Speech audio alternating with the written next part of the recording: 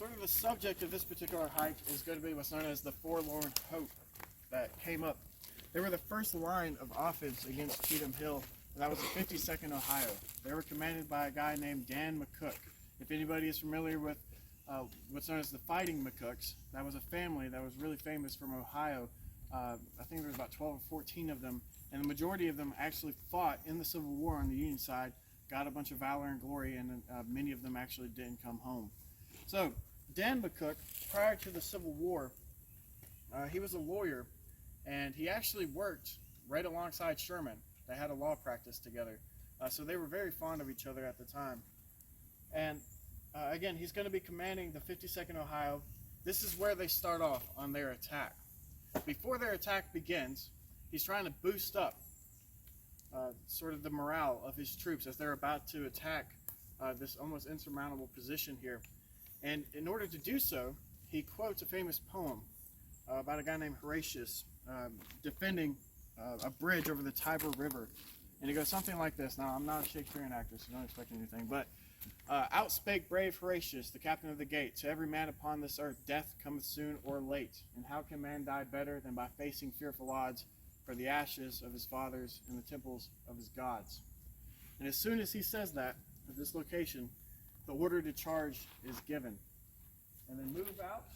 Now, they would have been moving in a straight line. We don't have the ability to do so, so we're going to take the trail down over this creek that we have here. This is John Ward Creek. If you would, please follow me.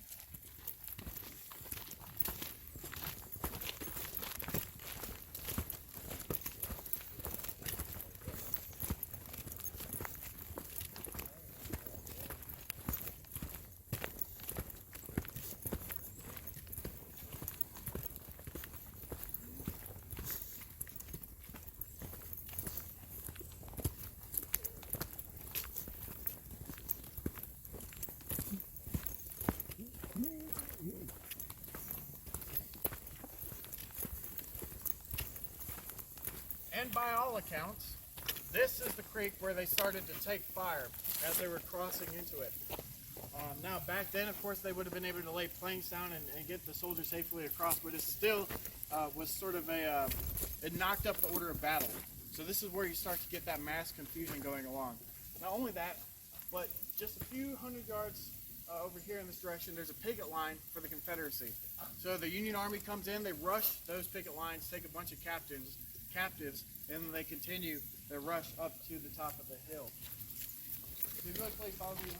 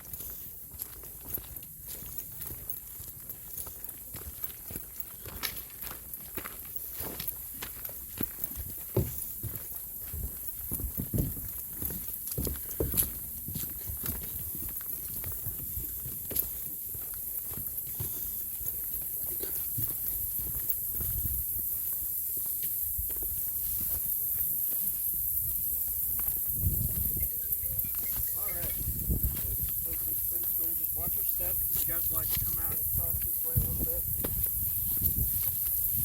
Watch your stuff here in the tall grass.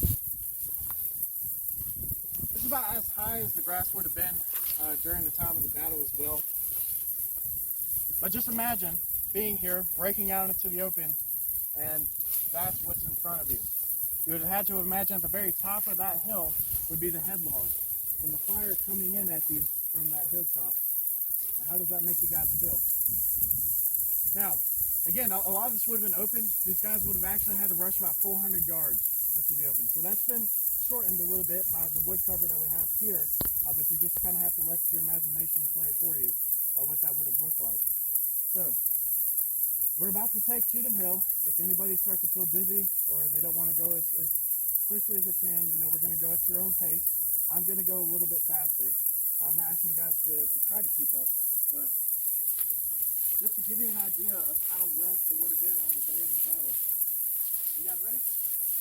All right, start.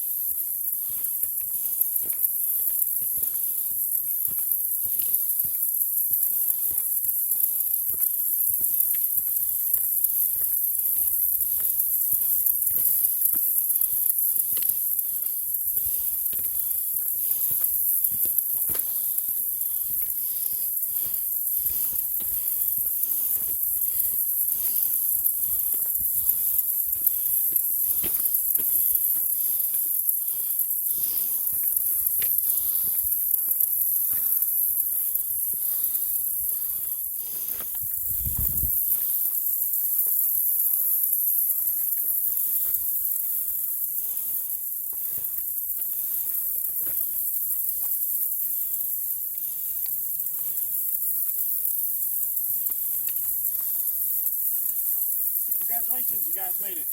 How do you feel? That was the easy part. Now these guys had to basically get up to the top and fist fight the guys in those earthworks to try and take it from them. Now, when they get to about here, this is right about 70 to 100 yards, what they don't know is that there's two cannons up here on the side that have been hidden just for this attack. So when the Union Army comes up to about here, those Confederates start opening up with those two cannons. And I've got some quotes here about that. Whew. William J. Worsham, 19th Tennessee. The cannons bellowed like so many mad bulls, sent shot and shell plowing the ground, scattering rocks, dirt, and everything movable, cutting down trees and felling limbs as if the air and treetops were full of invisible sappers and miners. At times, from the roar and smoke of battle, we fought neither by sound nor sight. The air was so full of sulphurous smoke we could not see, and the roar of musketry so continuous we could not distinguish the report of our gun from that of the one by our side, and could only tell by the rebound of the gun whether it had gone off or not. So, catastrophic damage to the Union Army here. There's another account. Captain Colin Jones wrote of the losses to the 11th Ohio. It is sufficient evidence of the nature of the contest to say that in a space of not over 20 minutes, the regiment lost 153 men. Of the 19 commissioned officers who went into the charge, 10 were immediately killed or wounded. So, again, that was the easy part. We'll keep on going up.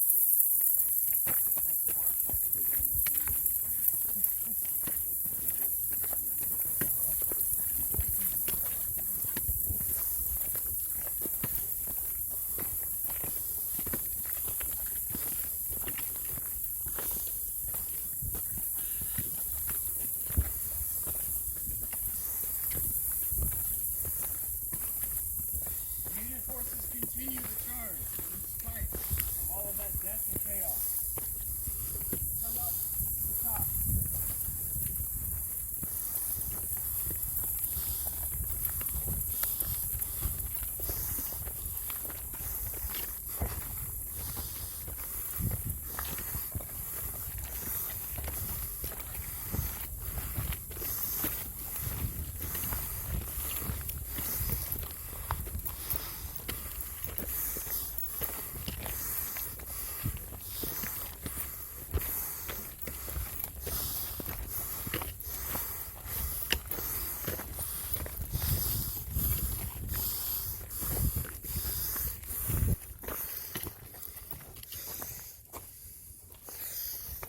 What you're seeing here is the remainders of what's known as the dead angle. These trench works running along, and if you go down the trail in that direction, they run along the trail. You can see those that cannon position I was mentioning before. They curve around, braving the unknown soldier here. But this was the tip of the salient. This is where the main focus of the attack occurred. Now, I've got something else if anybody would like to read. I know we're all out of breath, but would you like to? Sir. Oh, sorry. Here we go. If you need this Georgia accent of mine, I can.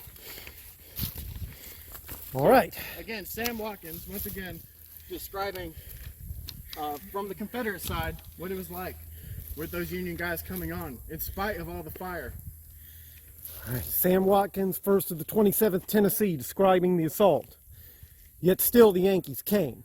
It seemed impossible to check the onslaught, but every man was true to his trust, and it seemed to think that at the moment the whole responsibility of the Confederate government was rested upon his shoulders. Talk about other battles, victories, shouts, cheers, and triumphs, but in comparison with this day's fight, all others dwarf into insignificance.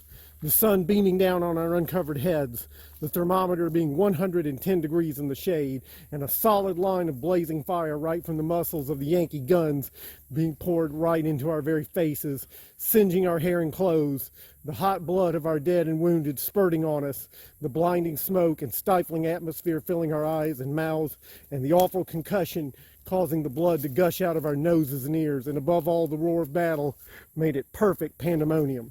Afterward, I heard a soldier express himself by saying that he thought Hell had broke loose in Georgia, sure enough. Thank you. I have another if anybody would like to volunteer. Sam Watkins again. It's just, that was a long quote, so I broke it up into two. Anybody? All right, I'll do it. I've heard many men say that if they ever killed a Yankee during the war, they were not aware of it. I am satisfied that on this memorable day, every man in our regiment killed from 20 to 100 each. All that was necessary was to load and shoot. In fact, I'll ever think that the reason they did not capture our works was the impossibility of their living men passing over the bodies of their dead. The ground was piled up with one solid mass of dead and wounded Yankees. A poor wounded and dying boy, not more than 16 years of age, asked permission to crawl over our works, and then he crawled to the top. And just as me and my buddy reached up to help the poor fellow, he, the Yankee, was killed by his own men. In fact, I have ever thought that is why the slaughter was so great in our front, that nearly, if not as many, Yankees were killed by their own men as by us. The brave ones who tried to storm and carry our works were simply caught between the two fires.